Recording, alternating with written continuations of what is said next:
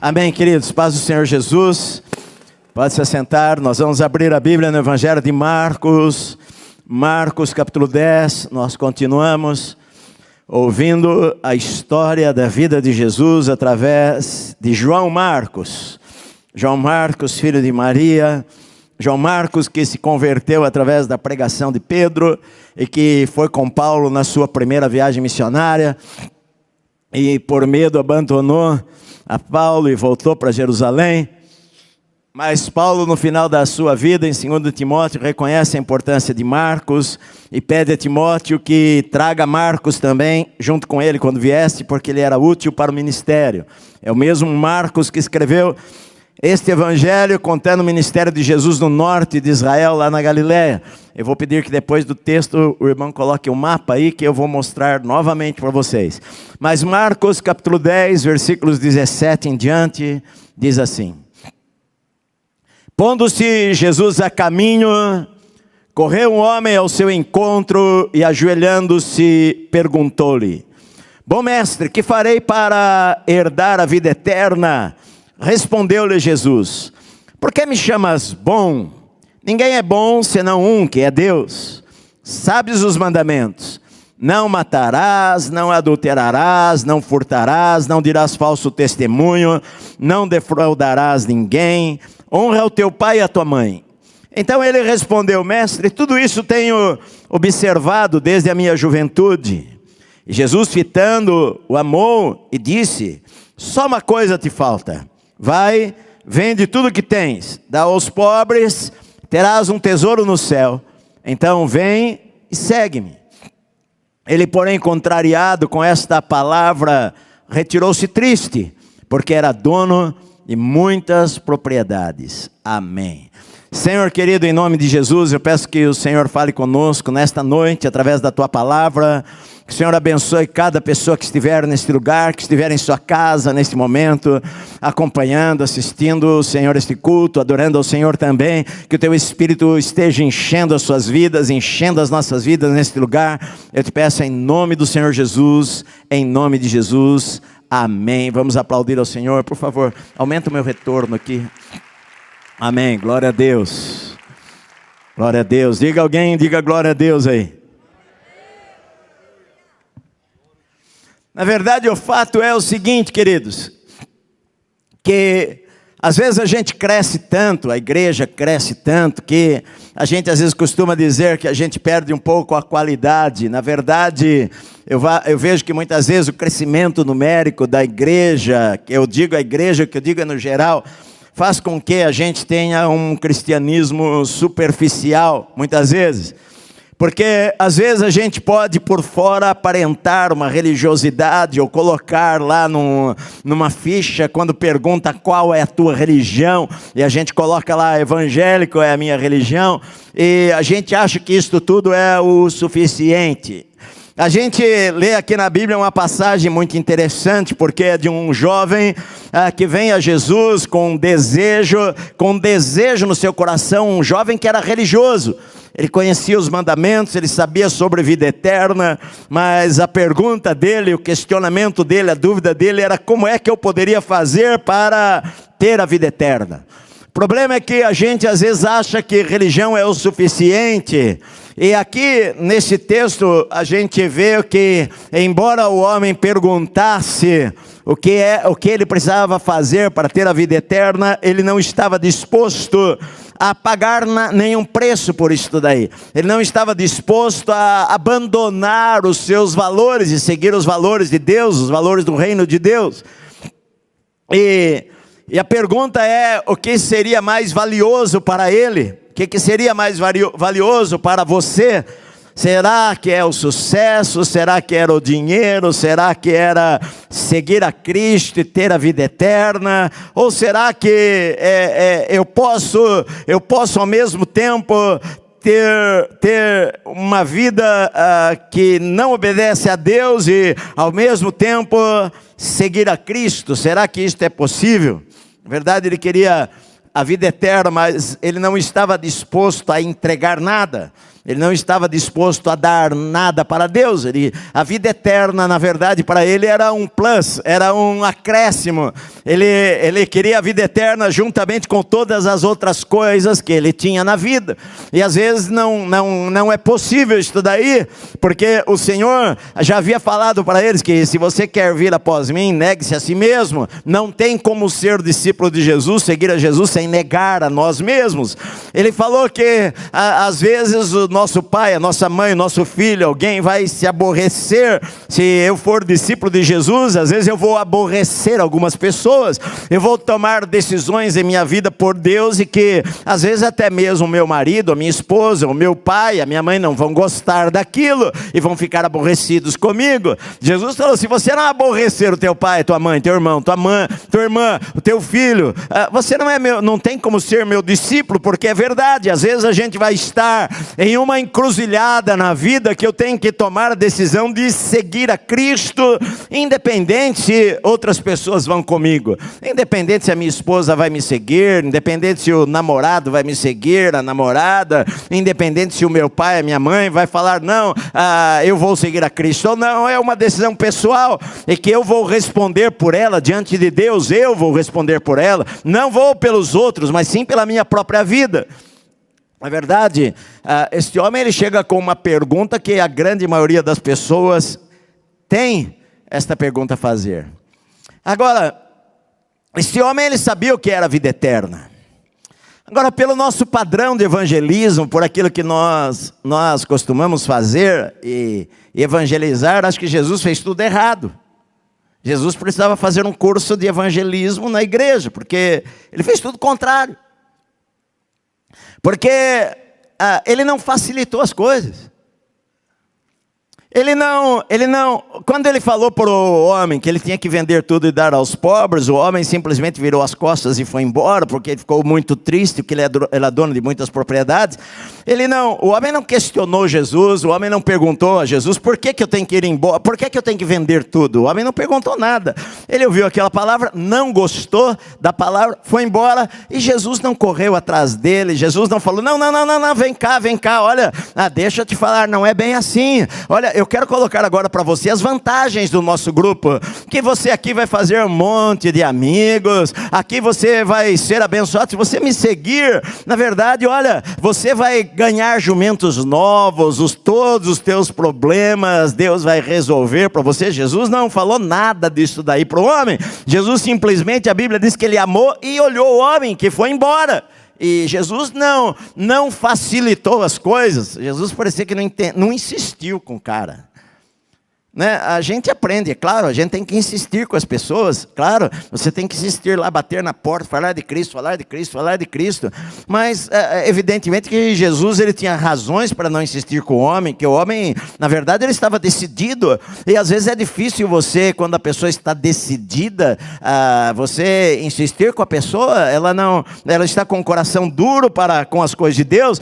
Agora, é óbvio que se Jesus simplesmente fizesse aquilo que a gente costuma às vezes fazer, não estou dizendo que seja errado fazer isso daí, mas Jesus poderia ter perguntado, o homem falou para ele, Senhor, o que eu preciso para fazer, para ter a vida eterna? Jesus poderia ter falado para ele, olha, levanta a mão, faça a oração do pecador, fecha os teus olhos e diga assim, Senhor, eu quero a vida eterna, e tudo está certo. Mas Jesus nem fez isso daí com o homem, nem falou para ele levantar a mão se ele queria aceitar a Jesus.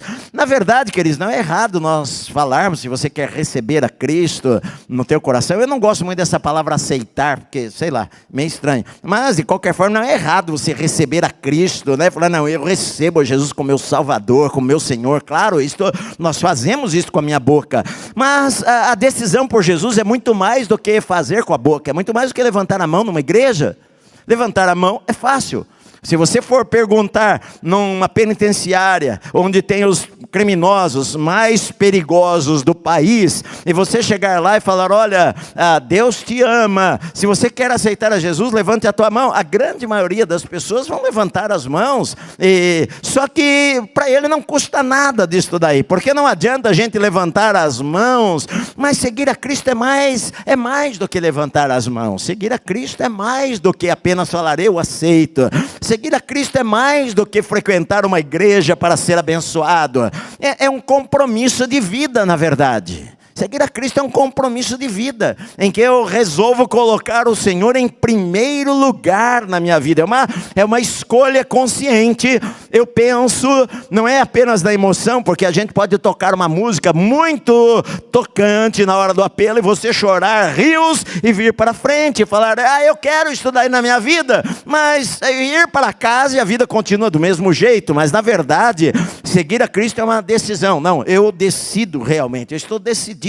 Eu vou seguir a Jesus. Se eu perder o emprego, eu vou seguir a Jesus. Se a minha família colocar a minha mala na porta de casa e me mandar embora, eu vou seguir a Jesus. Se a minha namorada terminar comigo o namoro, eu sou apaixonado por ela, mas se ela terminar comigo, eu decidi, eu vou seguir a Jesus. Ou seja, seguir a Jesus envolve muito mais do que apenas a gente facilitar as coisas para as pessoas. Porque às vezes eu acho que a gente coloca band-aid num câncer, achando que vai resolver.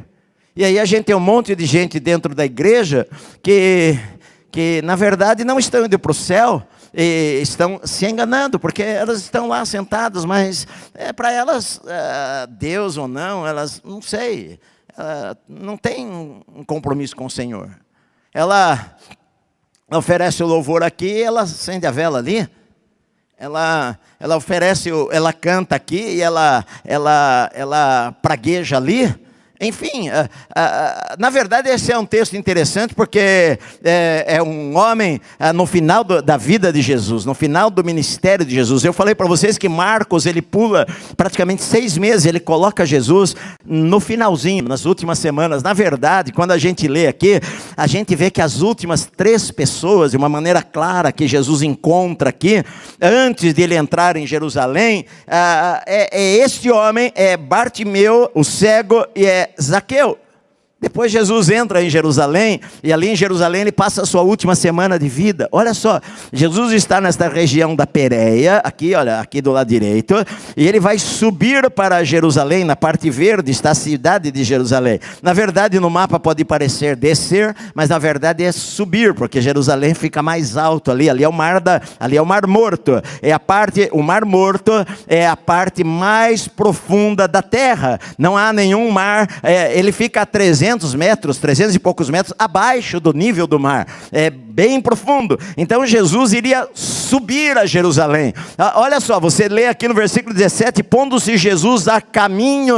Jesus estava a caminho. No versículo 32 diz, estavam de caminho subindo para Jerusalém. Era o final da vida de Jesus. Jesus, ele sai agora da Pérea e ele pega a estrada. As estradas não eram pavimentadas que nem agora, estradas estreitas, onde os jumentos faziam as necessidades, enfim, ele pega a estrada e agora ele vai passar o Rio Jordão, vai atravessar o Rio Jordão e vai em direção a Jericó, que é a última cidade antes dele subir a Jerusalém. E lá em Jericó ele vai encontrar o cego Bartimeu, ele vai dormir na casa daquele publicano, o chefe dos publicanos de Jericó, um homem que roubou muita gente. Jesus vai dormir na casa dele e na manhã seguinte vai subir a Jerusalém, vai entrar na cidade de Jerusalém, toda a multidão vai gritar, hosana que vem em nome do Senhor, e Jesus aquela semana de segunda, de terça, quarta e quinta, ele vai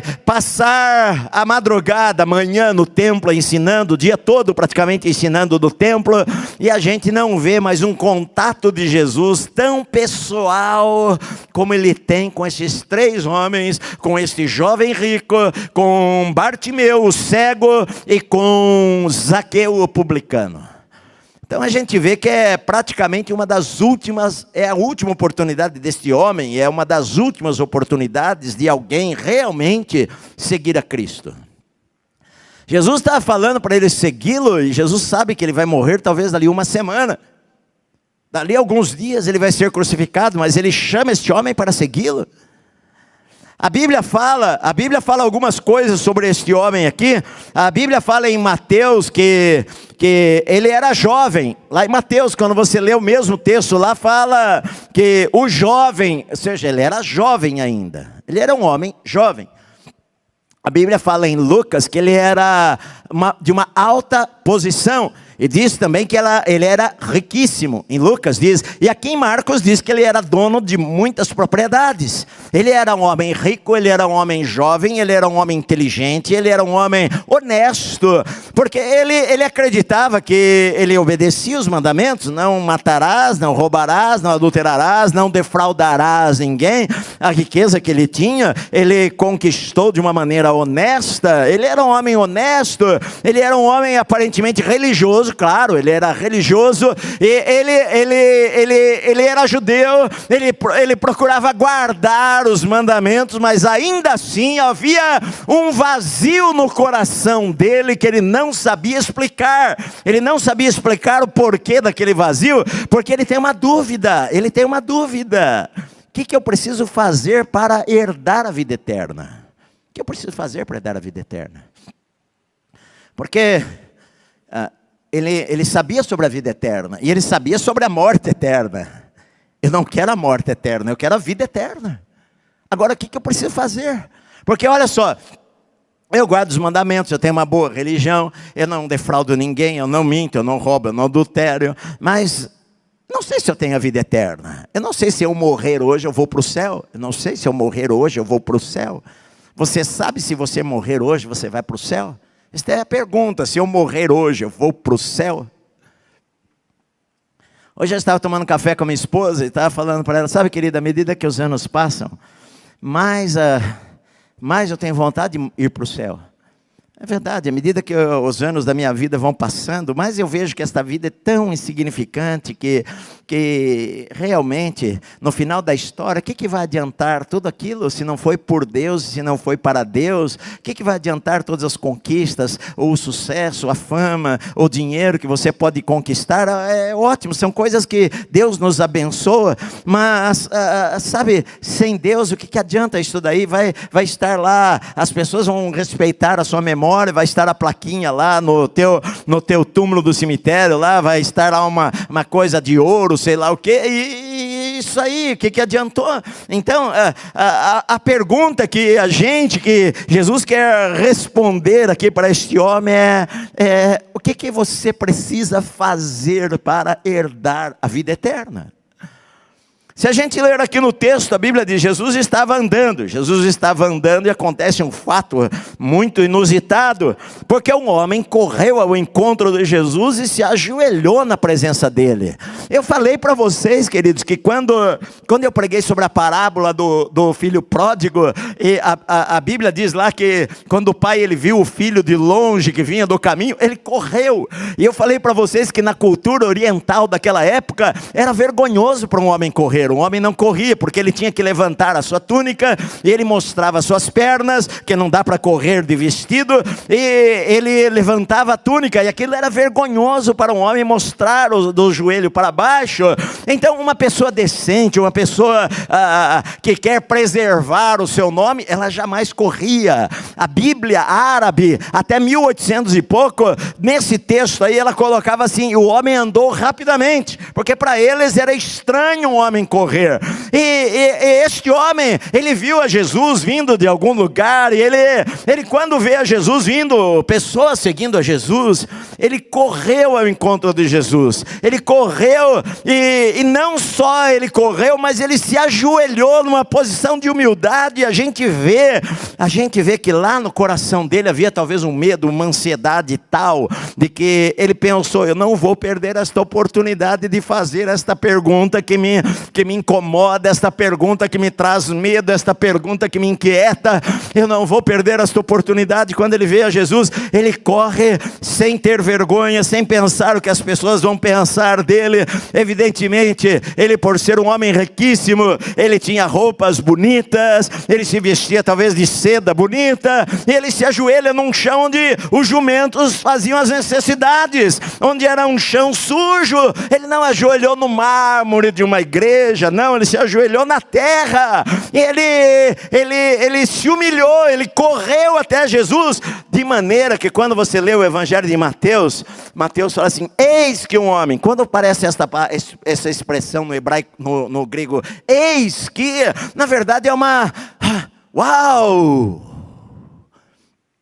é uma coisa de chamar a atenção. Você sabe, eu vou contar uma história para você. Nós estávamos indo com Jesus, seguindo o caminho, indo para Jerusalém. Jesus falou que iria para Jerusalém. Olha, de repente, você não sabe o que aconteceu. Um cara muito chique, ele veio correndo. E como assim correndo? Sim, ele veio correndo. Ele se ajoelhou diante de Jesus. Uau! Uau, não me diga que aconteceu isso daí. Mateus, ele coloca desta maneira. E este homem se ajoelha diante de Jesus e ele pergunta para Jesus: bom mestre, que farei para herdar a vida eterna? Mateus, ele coloca assim: bom mestre, que farei de bom para herdar a vida eterna?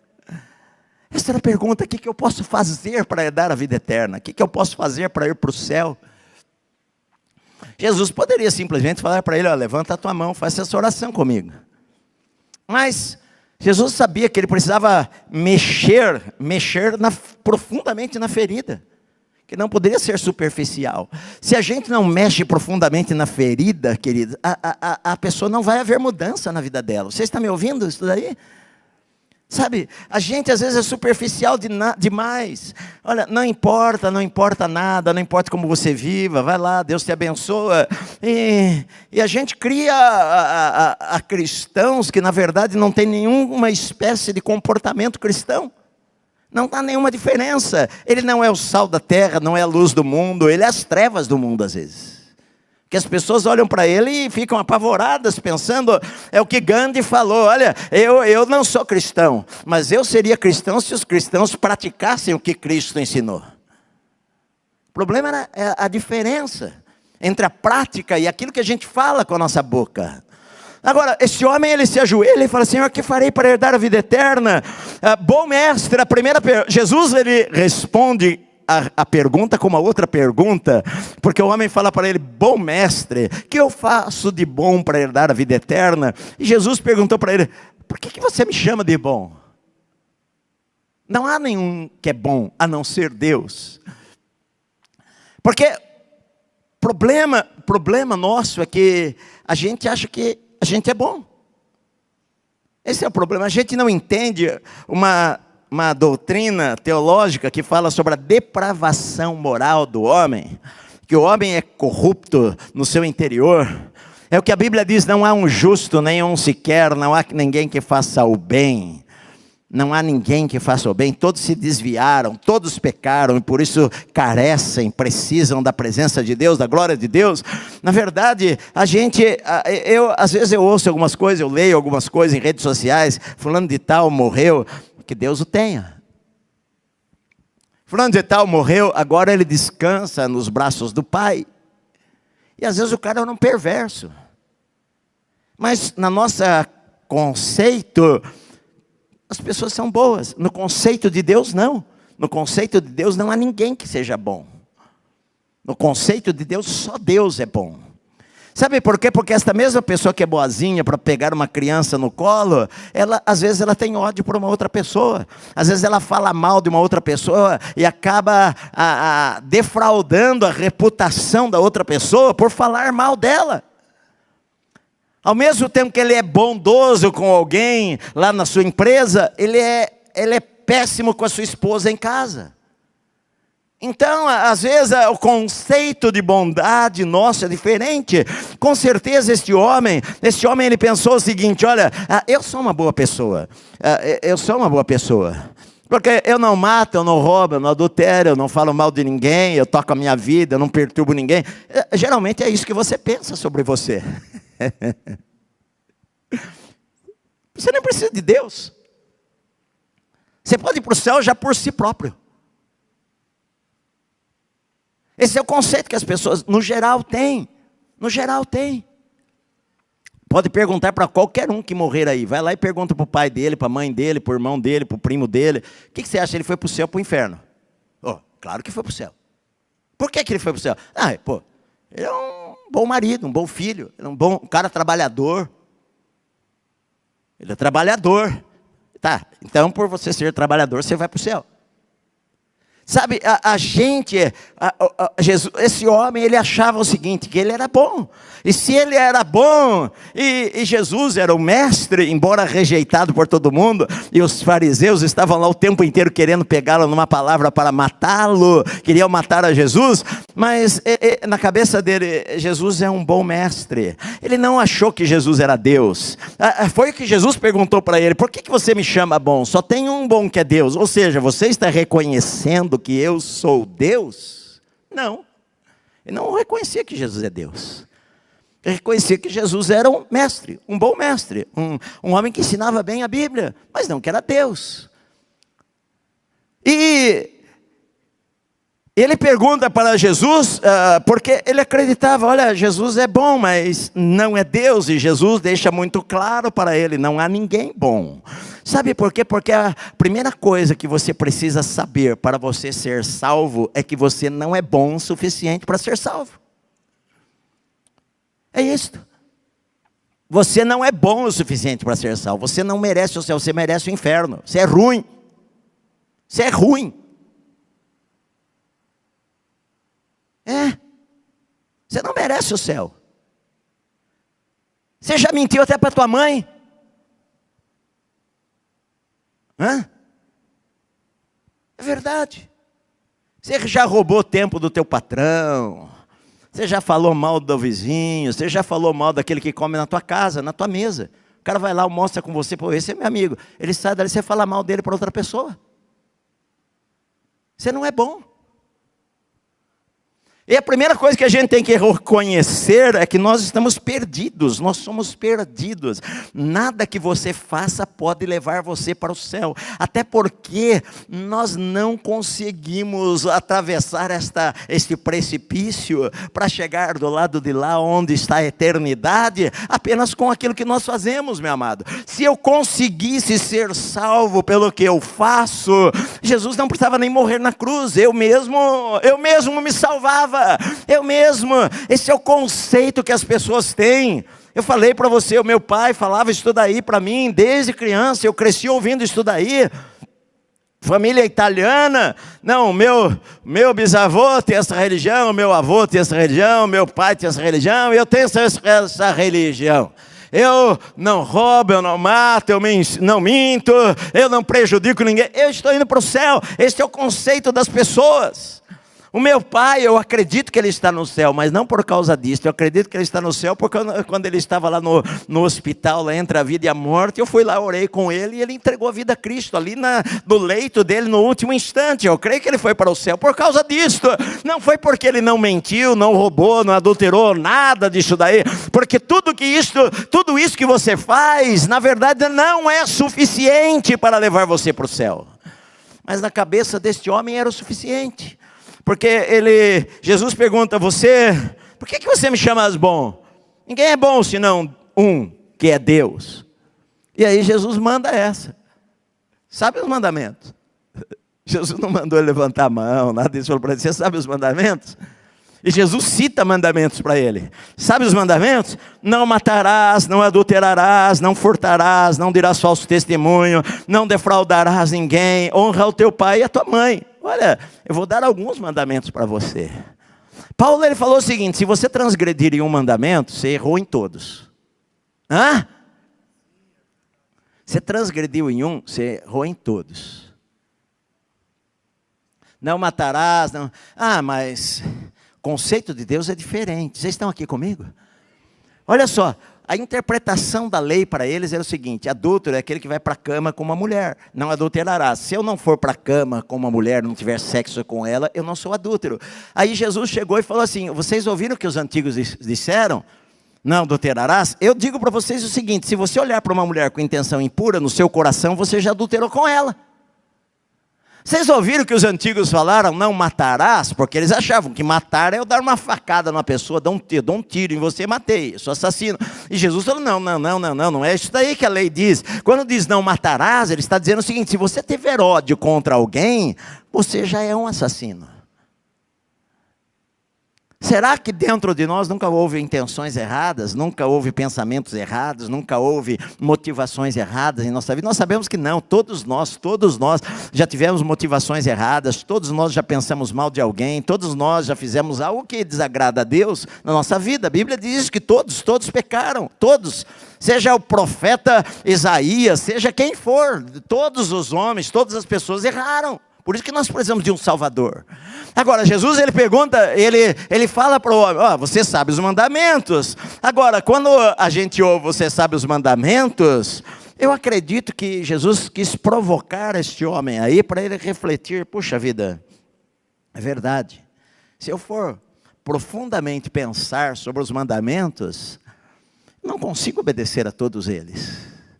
Por mais que eu me esforce, sabe? Eu tento, daí vou lá e caio. E daí vou lá, tento.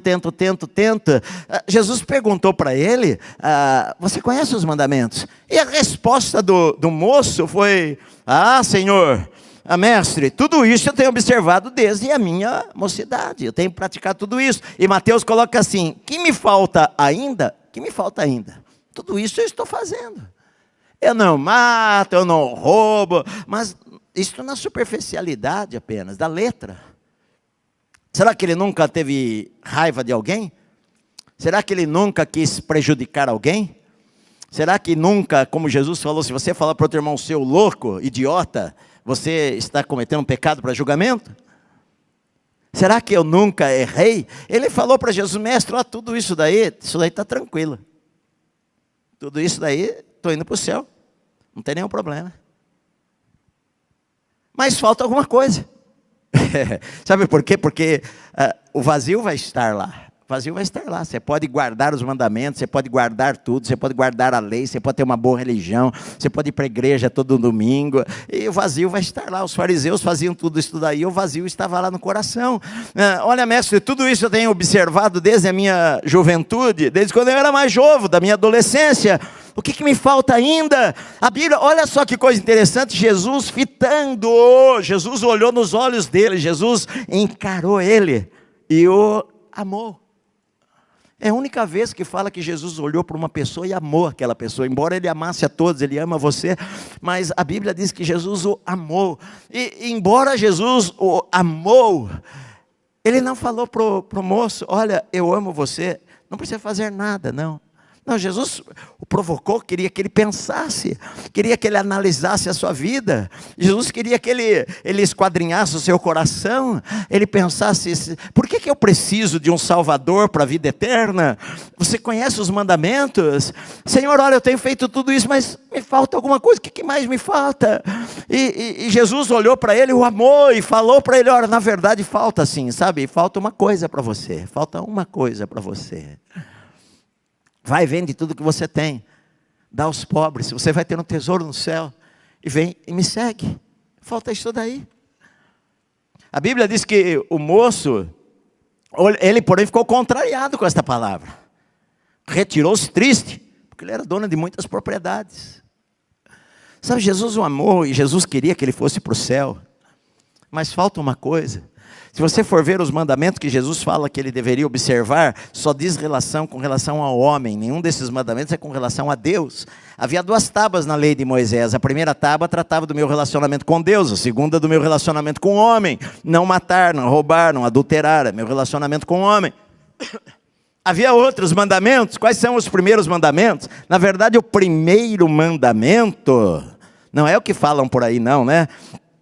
Nem lembro mais o que falam por aí, mas meu pai falava qual era o primeiro mandamento e não era nada daquilo. O primeiro mandamento é: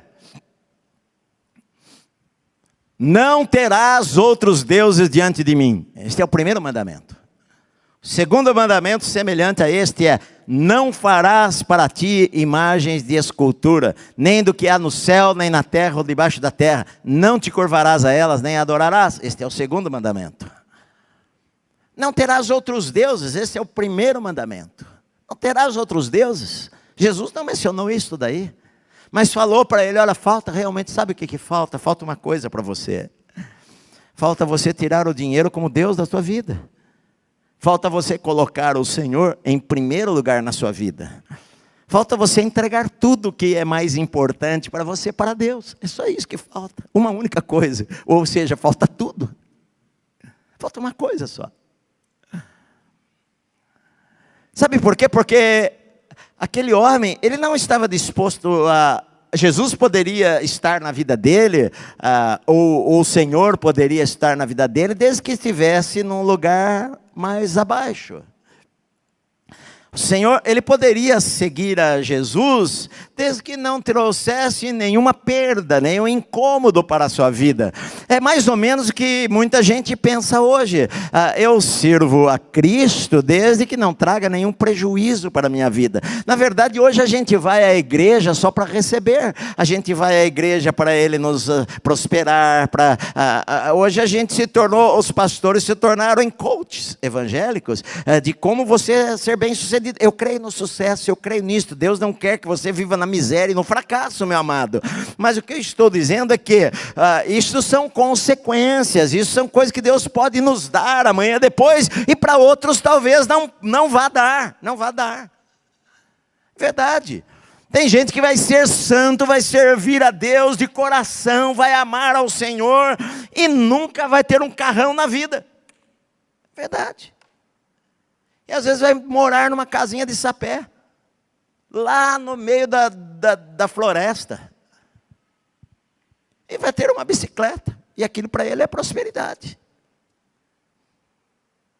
Mas hoje a gente quer adicionar. Olha, na verdade o que eu quero é o seguinte: falta alguma coisa na minha vida, então vou colocar Jesus lá também. Mas eu não quero perder nada, eu não quero entregar nada, eu não quero dar nada, eu não quero renunciar a nada. Eu quero Jesus a mais, sabe?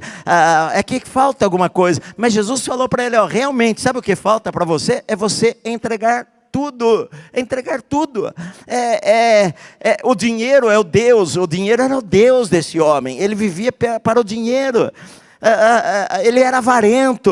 O dinheiro não é problema. A Bíblia diz que o amor ao dinheiro é o problema. O dinheiro é bênção, Deus quer nos abençoar com o dinheiro, é fruto do teu trabalho.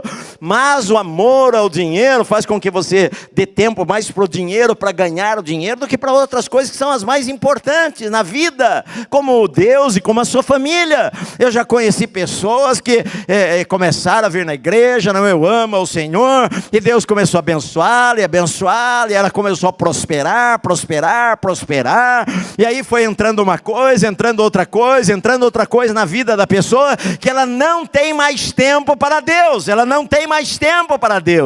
ela perdeu, o dinheiro se tornou o seu Deus, o dinheiro se tornou a coisa mais importante da sua vida, ela vive para ganhar dinheiro, os sonhos todos que ela tem é como ganhar mais dinheiro, ela acorda pensando nisso, ela dorme pensando nisso, como ganhar mais dinheiro na vida. E às vezes coloca Deus em último lugar. Se for necessário eu trapacear, eu mentir, eu pegar do outro, eu pisar em alguém para ganhar dinheiro, eu faço isso daí, porque o dinheiro é mais importante do que obedecer a Deus. Eu não quero ser pobre. Eu garanto para você, meu querido, que se o Jesus falasse isso para uma grande maioria dos cristãos, você quer me seguir? Faz o seguinte, vai vender tudo que você tem. E ele tinha muitas propriedades, ele era riquíssimo. O cara lá tinha, digamos, 35 casas de aluguel. Faz o seguinte, vende tudo que você tem. Como assim tudo? Tudo? Vende tudo. Dá para os pobres, você vai ter um tesouro lá no céu. E vem e me segue. Fala, opa, eu não quero tesouro do céu, não. Eu vou viver do quê?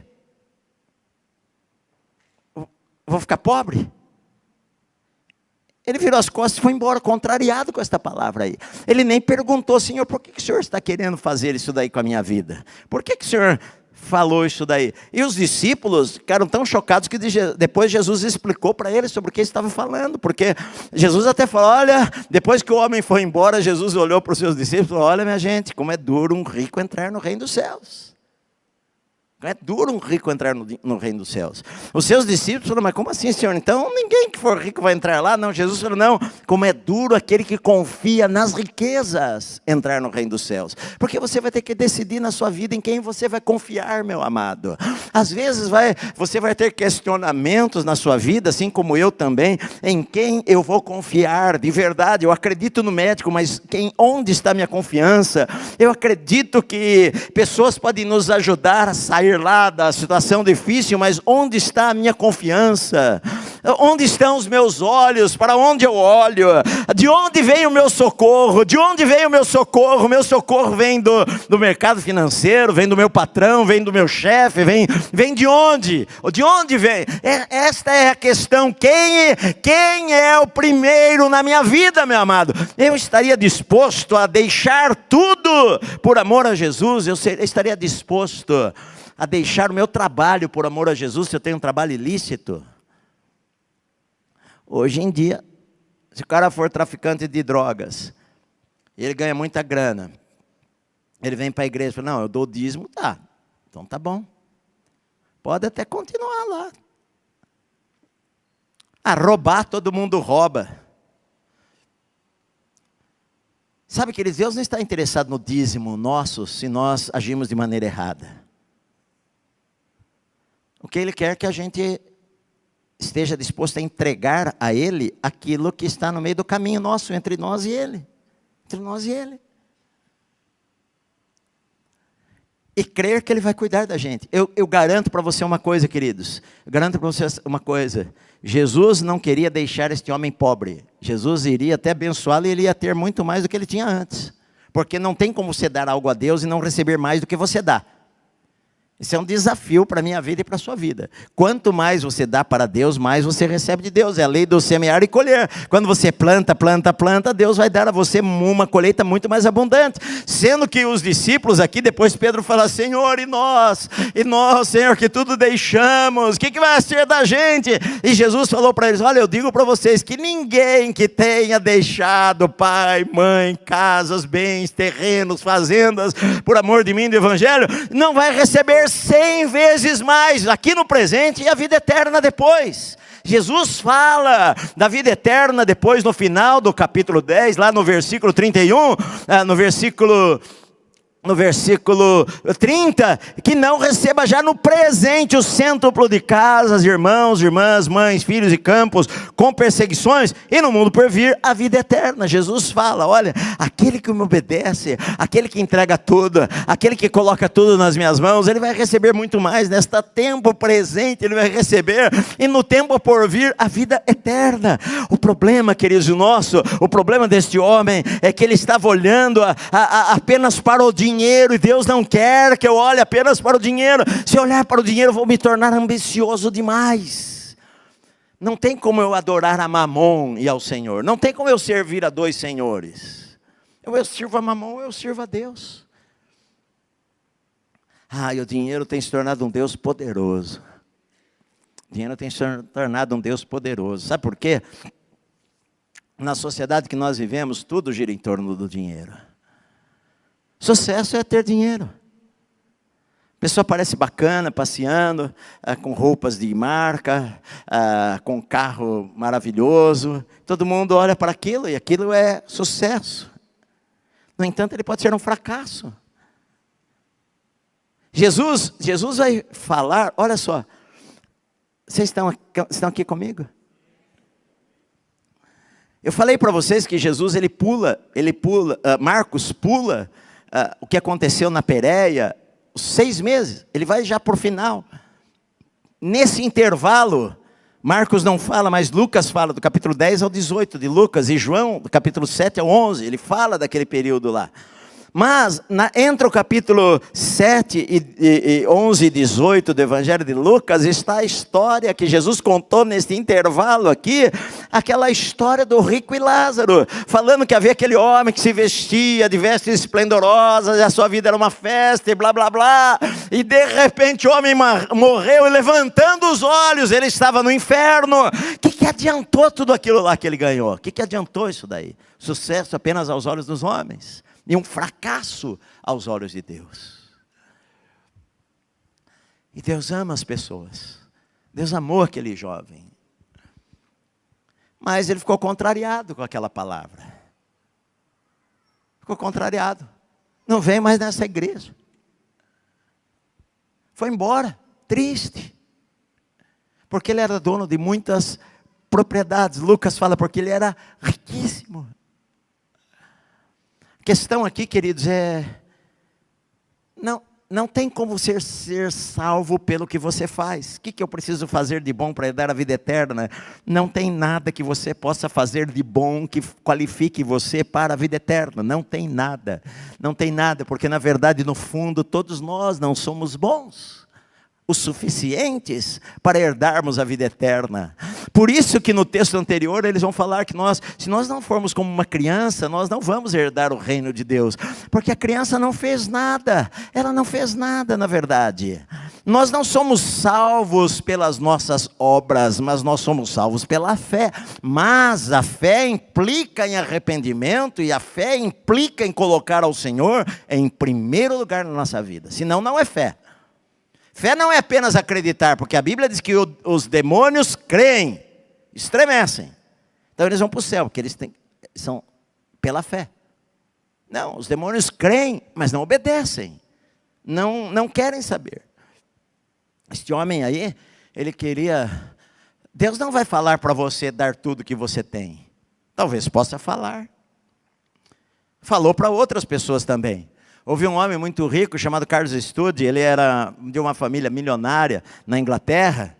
Ele foi criado de uma maneira riquíssima. Ele se tornou um importante jogador de cricket lá, que era o esporte preferido naquela época, mais de 100 anos atrás. Mas quando ele conheceu o Senhor Jesus, ele deixou tudo para trás. Ele deixou a sua vida riquíssima que ele tinha, ele deixou todas as coisas, foi ser missionário lá na Índia, foi ser missionário na China, e ele deixou tudo aquilo que ele tinha para trás, ele deu a sua vida lá, ele deixou tudo. Sabe, deixar tudo não quer dizer que você vai ter que ser pobre, nada disso, mas quer dizer que você não pode ter nada entre você e Deus, que Deus precisa ser o primeiro da sua vida. Se a tua namorada não aceitar isto, é problema dela, que ela vai embora e Deus vai preparar uma outra namorada para você.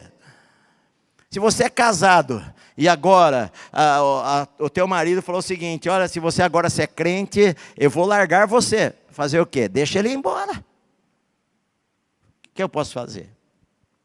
Eu já fiz a minha escolha.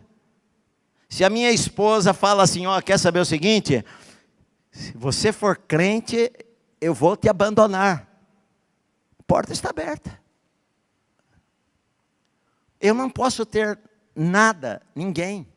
Eu não posso colocar os meus filhos na frente de Deus, nem a minha esposa na frente de Deus, nem meu trabalho na frente de Deus, nem minha namorada na frente de Deus, nem nada na frente de Deus. Agora, eu vou falar uma coisa: quando você coloca Deus em primeiro lugar na sua vida, você é a pessoa mais feliz da terra. No meio das tribulações, no meio das provações, no meio das lutas. Hoje eu falei para minha esposa, coisas que às vezes eu nem falo tanto, mas eu falei para minha esposa, eu vou fazer 61 anos, 2020, até agora foi o ano mais difícil da minha vida, muito mais difícil da minha vida, como não tive nenhum outro ano na minha vida. Eu passei lutas na minha vida, mas nunca como tem acontecido nos últimos tempos. Mas eu sou feliz com Jesus. Minha vida está nas mãos de Deus. Eu estou pronto para ir para o céu a hora que Ele quiser. Se amanhã, depois de eu chamar minha esposa, chamar alguém da minha família, é a vida. Eu quero servir ao Senhor até o último dia. Agora, às vezes as pessoas passam por uma luta, já falam, não, eu não quero mais esse Deus, eu não quero mais servir a Deus, eu não quero mais andar com Deus, eu não me interessa mais, porque eu vim para a igreja apenas para ser abençoado. Sim, eu sou abençoado com uma paz maravilhosa que excede o meu entendimento. E às vezes no meio de uma guerra imensa, eu ter paz no meu coração, eu ser feliz, independente de qualquer coisa na minha vida. É isto. O homem foi embora triste. Eu não quero que você vá embora triste, porque seguir a Jesus é a melhor coisa que existe na vida de uma pessoa. Você não perde, na verdade você ganha, minha amada. A princípio pode parecer até, puxa, eu perdi a minha namorada, pastor, eu perdi o meu namorado, eu perdi o meu emprego, sabe? Porque meu emprego era ilegal, eu fazia coisas que não deveria fazer, mas eu renunciei àquilo lá. Eu era assaltante de banco, agora não sou mais. Eu fazia um monte de coisas assim, agora eu resolvi falar, não, eu não quero mais, eu quero seguir a Cristo, eu quero tentar obedecer a Deus, eu quero com a ajuda do Senhor, porque eu próprio, de mim mesmo, não conseguiria fazer, mas eu sei que Deus pode me ajudar, eu obedecê-lo, sabe? Às vezes a gente quer, e às vezes você não consegue obedecer a Deus em alguma coisa, mas o Senhor vai dar forças a você, e vai ajudar você a obedecê-lo. E quando a gente é crente de verdade, se você faz algo que está errado, você, logo a tua consciência fala, não deveria fazer isso daqui, e você pede perdão a Deus. Antes não, antes você fazia, nem dava bola. Mas foi a última chance deste homem. Não sei se no futuro ele veio a se converter ou não. Se ele soubesse que Jesus iria morrer, que seria o último encontro, talvez ele teria uma atitude diferente. Na verdade, eu acho que são os 3 últimos encontros aqui que Jesus tem. É com este homem rico que foi embora para casa triste, com Bartimeu, que foi curado e seguiu Jesus estrada fora, ou significa que Bartimeu subiu a Jerusalém junto com Jesus e talvez viu Jesus sendo crucificado. E Zaqueu, que era o pior homem da cidade, o homem que amava o dinheiro, e que Jesus falou para ele, e que ele curioso subiu na árvore lá para ver Jesus passar, e Jesus passando olhou para cima e falou, Zaqueu, desce depressa, hoje me convém pousar em tua casa. E ele o recebeu com alegria, e Jesus dormiu naquela noite na casa de Zaqueu, e ficou conversando durante o jantar, e Zaqueu falou, Senhor, olha, se eu defraudei alguém, eu devolvo 4 vezes mais. E Jesus falou, hoje houve salvação nesta casa aqui. Sabe, as últimas oportunidades, eu não posso perder as oportunidades. Deus é um Deus de oportunidades. Às vezes a gente erra, mas Deus vai lá e quer nos dar uma nova chance, meu amado. Enquanto você tem vida, você tem uma nova chance. Você pode ter errado, você pode ter fracassado, você pode ter pecado, mas você está vivo, você saiu disto, você está vivo é porque Deus te dá uma nova chance de consertar a tua vida, de entregar a tua vida de verdade para Deus e falar, Senhor, eu quero entregar tudo ao Senhor, de fazer isso com um coração sincero. Creia em Deus, confia no Senhor, o Senhor vai ajudar você a vencer a tempestade, o Senhor vai te ajudar a vencer as tentações. Só colocar tudo nas mãos de Deus. Este é o caminho para a vida eterna, meu amado. Receber o reino de Deus como uma criança, é colocar tudo diante do Senhor. Senhor, não é nada por mim, mas é tudo pelo que o Senhor pode fazer na minha vida, pela graça do Senhor, que eu posso ser salvo. É desta maneira que eu e você precisamos aprender. Amém? Senhor querido, nós ouvimos a Tua palavra nesta noite, nós a recebemos em nosso coração. Tua palavra, Senhor, traz luz para a nossa vida. Senhor, nós não queremos ter ninguém e nada na frente do Senhor. Nós queremos amar ao Senhor em primeiro lugar em nossa vida. Em todas as decisões, escolhas, nós queremos colocar o Senhor em primeiro lugar na nossa vida. Servir com um coração sincero, é isso que nós queremos, Senhor. Abençoa os meus irmãos e irmãs, cuida da vida de cada um deles, Pai. Pessoa que talvez está longe do Senhor, não te conhece, perdoa os seus pecados, que ele se volte para ti hoje, pela graça do Senhor, não é? Ele está lutando para fazer coisas para te agradar, mas tudo que nós fizermos não é suficiente para nos salvar. Nós fazemos depois porque amamos ao Senhor, nós queremos depois obedecer porque amamos ao Senhor, mas nós não somos salvos por deixarmos de fazer alguma coisa. Nós não somos salvos porque deixamos de fumar, deixamos de beber, aí nós vamos para o céu. Não, Senhor, nós somos salvos pela graça do Senhor, porque o Senhor pagou um preço por nós. E nós queremos sim oferecer a nossa vida para ser instrumento ao Senhor, para ser bênção nesta terra. E eu sei que o Senhor nos dá tudo aquilo que nós necessitamos, Senhor. Nós queremos viver confiando em Ti cada dia, em nome do Senhor Jesus. Amém. Vamos ficar em pé, meus amados. Fecha os teus olhos. Coloca a tua vida diante de Deus. Talvez você está passando por um momento difícil na tua vida. Coloca tua vida diante do Senhor. Ele vai cuidar de você, meu querido. Ele vai cuidar de você. Teu futuro, teu amanhã está nas mãos do Senhor. Coloca diante dele. Talvez você esteja longe de Deus. Peça perdão pelos teus pecados. Senhor, me perdoa. Senhor, me perdoa, Senhor. Tem tentado obedecer e tem errado, fracassado todo dia. Senhor, me perdoa. E você pedir perdão é se humilhar diante de Deus e pedir sim para Ele ser o seu Salvador e o seu Senhor. Precisa de um Salvador. E Jesus vai salvar você. E aí Ele vai começar a te ensinar a andar com Ele. É seguir a Cristo. É seguir a Cristo. É deixar todas as coisas para seguir a Cristo. Eu vou seguir a Cristo todos os dias da minha vida. Quando você segue a Cristo, Ele vai te ajudar. Ele vai te ajudar a caminhar. Ele vai dar forças para você nas tempestades da vida. Sim, é isso que nós queremos. Senhor, nós colocamos as nossas vidas nas Tuas mãos nesta noite, Senhor. Perdoa os nossos pecados. Senhor, esta pessoa que ora diante de Ti, perdoa os pecados, restaura, transforma. Quebra, Senhor, os grilhões, quebra as barreiras.